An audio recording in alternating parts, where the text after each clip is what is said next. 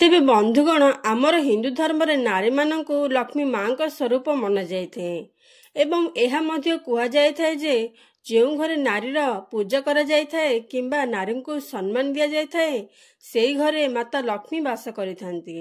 କିନ୍ତୁ କିଛି ସ୍ତ୍ରୀ ଘର ପାଇଁ ଶୁଭ ହୋଇଥାନ୍ତି ତ ଓ କିଛି ସ୍ତ୍ରୀ ଘର ପାଇଁ ଅଶୁଭ ହୋଇଥାନ୍ତି।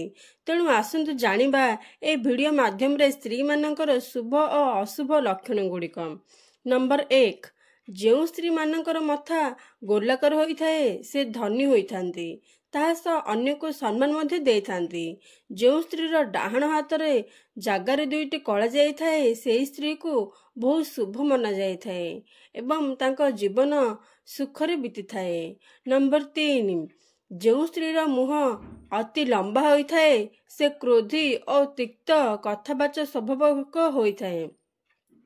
ନମ୍ବର 4, ଯେଉଁ ସ୍ତ୍ରୀର ବାଳ ଛୋଟ ହୋଇଥାଏ ସେହି ସ୍ତ୍ରୀକୁ ଭଲ ଜୀବନସାଥୀ ମିଳିଥାଏ। ନମ୍ବର 5, ଯେଉଁ ସ୍ତ୍ରୀର ବେକର ହାଡ଼ ଦେଖାଯାଇଥାଏ ସେହି ସ୍ତ୍ରୀମାନେ ସାଧାରଣତଃ ଉଚ୍ଚ ଭାବନା ସ୍ୱଭାବର ହୋଇଥାନ୍ତି।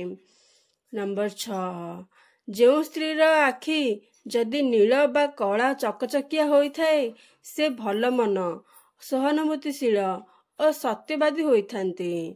ନମ୍ବର 7, ଯେଉଁ ସ୍ତ୍ରୀର ନାକ ସିଧା ଓ ସୁନ୍ଦର ହୋଇଥାଏ ସେ ସ୍ୱାମୀ ପ୍ରତି ସଦା ନିଷ୍ଠାବାନ ହୋଇଥାନ୍ତି। ନମ୍ବର 8, ଯେଉଁ ସ୍ତ୍ରୀର କେଶ ଲମ୍ବା ଓ କଳା ହୋଇଥାଏ ସେ ଘରର ଭାଗ୍ୟବତୀ ସ୍ତ୍ରୀ, ଧନ ଓ ସନ୍ତାନର ସୁଖ ଦେଇଥାନ୍ତି।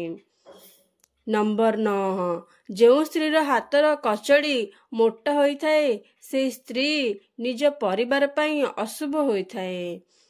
ନମ୍ବର 10, ଯେଉଁ ସ୍ତ୍ରୀର ଆଖି ଚଞ୍ଚଳ ବା ଲାଲିମା ଭରା ହୋଇଥାଏ ସେ ସନ୍ଦେହପରାୟଣ ଓ ଅସ୍ଥିର ମନ ଭାବର ହୋଇଥାଏ। ନମ୍ବର 11, ଯେଉଁ ସ୍ତ୍ରୀର କାନ ଛୋଟ ଓ ଗୋଲାକାର ହୋଇଥାଏ ସେ ଧୀର ସ୍ଥିର ସ୍ୱଭାବର ହୋଇଥାନ୍ତି।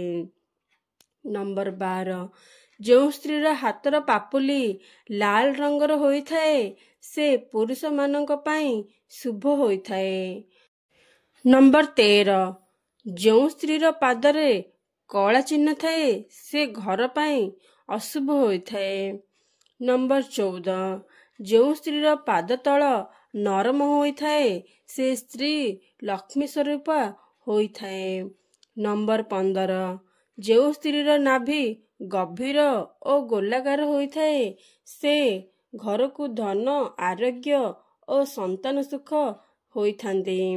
ନମ୍ବର 16, ଯେଉଁ ସ୍ତ୍ରୀର ଚାଲିବା ସମୟରେ ଅତି ଜୋରରେ ଦେହ ହଲେଇ ଚାଲୁଥାଏ ସେ ଦୁଷ୍ଟ ସ୍ୱଭାବର ହୋଇଥାନ୍ତି।